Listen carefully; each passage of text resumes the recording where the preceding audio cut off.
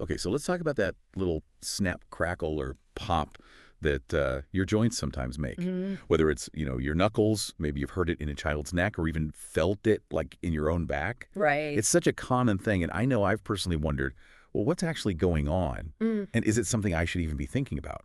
And that's precisely the question we're digging into today, isn't it? Hmm. Our mission is to really understand these cracking sounds, to sort of um, sort out what's fact from fiction Yeah. and get a clearer sense of when these noises might actually be giving us important information about our bodies. Okay. And to help us get to the bottom of this, we've been exploring an audio discussion with an expert who really breaks down the anatomy of our joints and the surprising reasons behind all that noise. Okay, so let's jump right in then.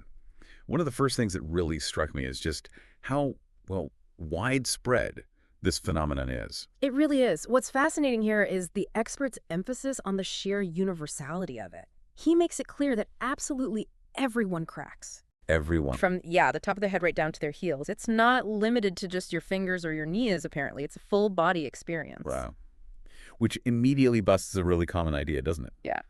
A lot of us probably think it's the bones grinding together, which sounds a bit worrying. Exactly. That's the big myth. The expert clarifies that the sounds we're hearing aren't the surfaces of the bones rubbing against each other at all. Okay, phew. Yeah. Instead, the actual source of these cracks and pops lies within the tendons, ligaments, and muscles that surround and support our joints. That makes a lot more sense. And it's actually quite a relief to hear, honestly. So to really understand what's happening, maybe we could get a quick, simple overview of what a joint is actually made up of. Yeah, definitely. So at its most basic, a joint involves muscles, ligaments, and that incredibly important synovial fluid. Synovial fluid, right. The lubricant. Exactly. Think of it as the oil that keeps everything moving smoothly. And what's really interesting is how this fluid constantly renews itself. It's not static. Oh, okay. I'm curious. How does that work? Well, according to the expert, the movement of our muscles and ligaments plays a crucial role in this ongoing replenishment. Wow. It's a really dynamic process. He also points out the connection between when our muscles are working and the tiny capillaries within them, Right. which are vital for bringing blood and nutrients to the muscles. Think of it like squeezing a sponge movement helps to push out old fluid and draw in new, nutrient-rich fluid. So movement isn't just good for our muscles, like building strength, but it's essential for keeping our joints lubricated and healthy too. That's interesting. Exactly. Now, let's talk about the sound itself, that distinctive pop. What's the underlying cause of that specific sound? Okay, this is the really cool part. The expert explains that the cracking sound is actually caused by the formation and then the rapid collapse of microscopic air bubbles within the joint cavity. Air bubbles. Seriously. As a joint moves, sometimes dissolved gases in the synovial fluid can kind of come together to form a bubble. And when the joint moves further or the pressure changes, that bubble suddenly pops. That's the sound we hear. Wow. So that common pop is usually just gas, not like bone-on-bone grinding. Exactly. A key difference to remember, and often a source of completely unnecessary worry for people. Yeah, definitely. And it's good to know that this is often completely normal, especially as you mentioned in children. That brings us to a really common scenario. Kids and teenagers seem to constantly be cracking their knuckles. Oh, yeah. Why do they do it, and is that something parents should be concerned about? It's a question that comes up a lot. The expert offers several reasons why children might crack their knuckles. Sometimes it's simply because they enjoy the sensation itself. Other times they could be copying what they've seen other people do, maybe in movies or among their friends. Right, the copycat thing. And importantly, they often say they feel a sense of relief afterward, much like the feeling you get from a good stretch. Oh, that feeling of relief makes sense, especially when you consider what the expert calls unipostural stress. That feeling of stiffness we get from staying in one position too long. Exactly. Like after sleeping or sitting at a desk for hours, our bodies naturally want to stretch and sometimes crack to release that tension. Makes sense. Yeah, he even makes the point that you see animals stretching and moving after they wake up for the same reason. It's instinctual. Sure. However, he also touches on the social side of things, mentioning that while occasional cracking isn't harmful, habitual or excessive cracking, particularly in public, can sometimes be seen as, impolite. Yeah, that's a fair point. Social etiquette. Yeah. So for parents who are worried about their children's cracking habits, what's the main takeaway? Should they be worried?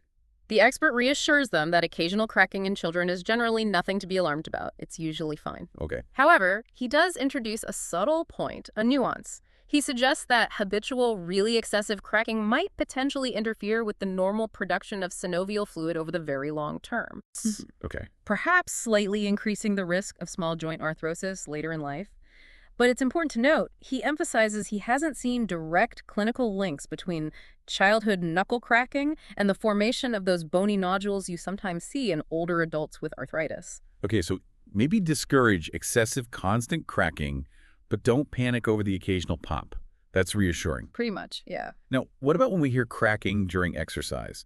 I know I sometimes get a few pops and cracks when I'm working out. Does that mean something different?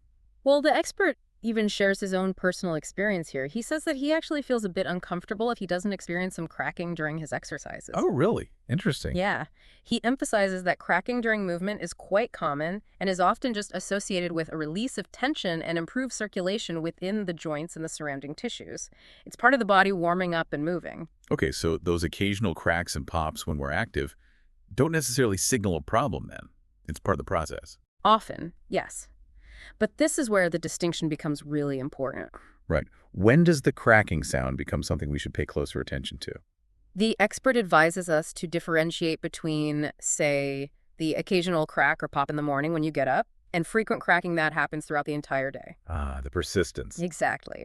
Persistent cracking, he says, is a reason to potentially get a more thorough diagnostic evaluation of all your joints in your spine. Okay. He also suggests looking at other factors like how much water you're drinking, hydration matters, and your overall diet. Good point. But he wants to reassure us again that a single crack per day in a child who is developing normally is generally not a cause for concern regarding future arthrosis. Okay.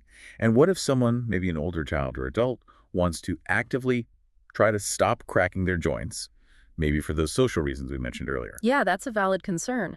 The expert suggests that if it's older children, simply explaining the social implications of habitual cracking can often be effective, just making them aware. And he emphasizes again that the occasional crack after waking up or after sitting still is usually natural and probably sufficient for the body's needs. You don't need to force it all day long. Gotcha. Okay, now let's move on to neck cracking.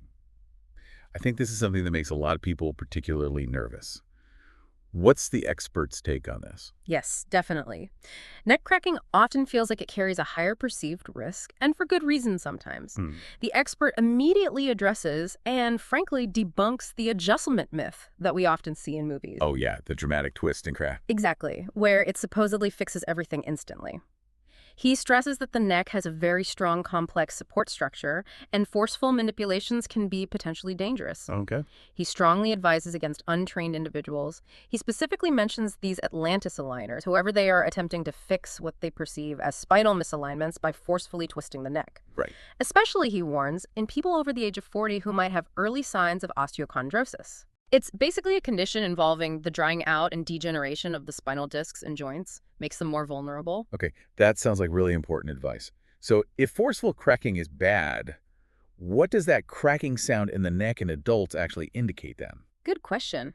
He explains that in adults, neck cracking often suggests reduced mobility and elasticity in the ligaments and muscles around the neck. Stiffness. Stiffness, exactly. And potentially some dryness or dehydration within the joints themselves. So he strongly advises against intentionally trying to crack a stiff neck because of the risk of injury. Like what kind of injury? Well, things like wry neck, where your neck gets stuck, headaches, and other neuromuscular issues, it's just not worth the risk. So what should you do for a stiff neck then? Instead of forcing a crack, he recommends gentle stretching and specific exercises for the upper body as a much safer and more effective way to address the underlying issues, the stiffness, the potential dehydration. Okay, so work on the muscles and mobility. Don't just try to force a pop. Precisely. So just to be clear, those neck cracks aren't evidence that some kind of beneficial spinal realignment is happening. Absolutely not, according to him. He clarifies that neck cracks are not an indicator of successful spinal alignment. If anything, they're more likely a sign of those tight or possibly dehydrated tissues.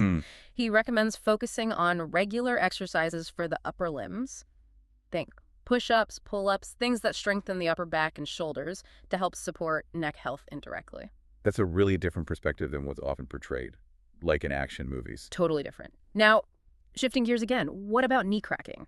Especially in older adults. Is that something we should be particularly aware of? Knee cracking, yeah, that sounds potentially more serious. This is where the expert issues a very strong warning. He considers knee cracking in older individuals to be a particularly concerning symptom. Why so concerning? He links it to the idea of aging through the legs, emphasizing that weak leg muscles in older adults are a significant, often overlooked problem. Aging through the legs? Yeah. How can you tell? He describes how you can often recognize someone with weakening leg muscles by observing their gait, how their feet tend to turn outwards when they stand or walk. It's a subtle sign of instability. Huh. Never thought about that. So what's actually going on in the knee joint when older adults experience this cracking? He explains that it's often due to the degeneration of the menisci, that's the cartilage in the knee, Right. and also the weakening of the ligaments, tendons, and crucially, the muscles that surround and support the knee. They lose their tone and strength. So the whole support system is weakening. Exactly. So when an older person experiences cracking while doing things like squatting or climbing stairs, he says it's a critical sign to consult with a kinesiotherapist. He mentions the Bubnovsky centers, which focus on exercise therapy to restore joint nutrition and function, Okay. with the goal of eliminating the cracking by strengthening the supporting structures. So the cracking is a symptom of weakness. Precisely. He reiterates that persistent knee cracking is a clear sign of muscle insufficiency and poor blood supply to the joints. He bluntly says, weak legs are aging legs, and those knee cracks are often an early warning sign your body is sending. Don't ignore it. Wow. Okay. So if an older listener or someone they know is experiencing this kind of regular knee cracking, what are the first practical steps they should take? He recommends starting with some imaging, an X-ray or an MRI, to get an initial picture of the joint structure. Right. Then, crucially, a consultation that focuses specifically on diagnosing the joint using non-radiation methods where possible, and a thorough assessment of their muscle function. How strong are the muscles around the knee? Okay. He really emphasizes how important overall leg health is, noting that weakening legs don't just affect mobility. They can lead to broader health issues impacting blood flow, circulation, and even the heart and brain. It's all connected. That's a really powerful connection to make, leg strength impacting heart and brain health. Mm. Okay, so to bring all of this together then, when should any of us, regardless of age, really think about seeking professional help for joint or spine cracking? What are the main red flags? The key indicators he gives are, 1, if you develop a limp, or 2, if you experience actual pain while walking, especially, he notes, when you're going up or down stairs. That's a big one. Pain on stairs. Got it. In those situations, he recommends getting some imaging done, like an MRI, CT scan, or an X-ray. He mentions he personally prefers X-rays and ultrasounds specifically for looking at knees. And why is getting the right diagnosis so important here? Well, he points out that sometimes cracking and pain can be misdiagnosed. For example, someone might be told they have arthritis when it's actually arthrosis, or vice versa. Right, and what's the key difference there again, quickly? So he explains that arthrosis involves a physical deformation or degeneration of the joint itself, which might eventually require joint replacement in severe cases, whereas arthritis is primarily an inflammation of the joint. And he believes arthritis can often be managed or even resolved by restoring the proper amount and quality of synovial fluid, often through targeted exercises that improve circulation and muscle support. So different conditions needing different approaches. Exactly. He stresses the importance of a really accurate assessment that looks not just at the bones, but at the muscles, the ligaments, and the state of the synovial fluid, which he believes is a particular area of expertise at their specific type of center. Makes sense. And he comes back to the main point again. Occasional cracking is usually normal. Don't sweat the small stuff. But if you're experiencing persistent cracking throughout the day, that's a signal that warrants further investigation. Okay.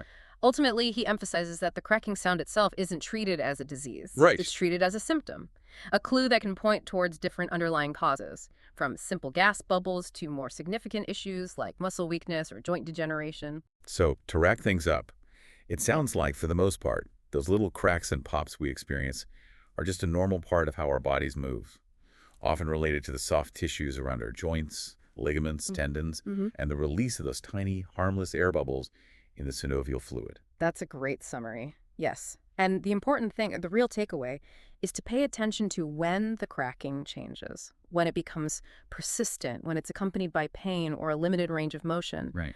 And especially, as we discussed, to be mindful of knee cracking in older adults. Those are the signals that suggest it might be time to seek a professional evaluation and not just ignore it.